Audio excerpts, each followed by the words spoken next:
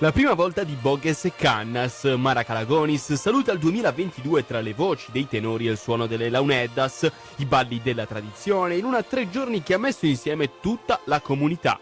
In mezzo anche una rievocazione dell'antico fidanzamento e dell'antico matrimonio marese. Tantissime persone sono venute a trovarci, hanno partecipato, ma soprattutto hanno apprezzato Sagoia Maresa e questo ci fa davvero piacere. Mara Calagonis è diventato in questi 2 giorni l'epicentro della nostra zona campidanese.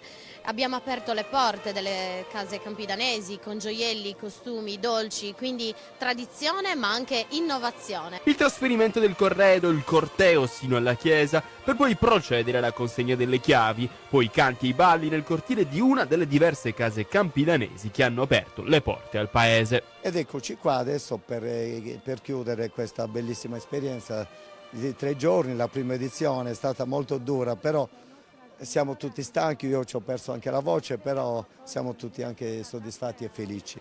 In nome del suo Babbo, del suo Figlio e del suo Spirito Santo.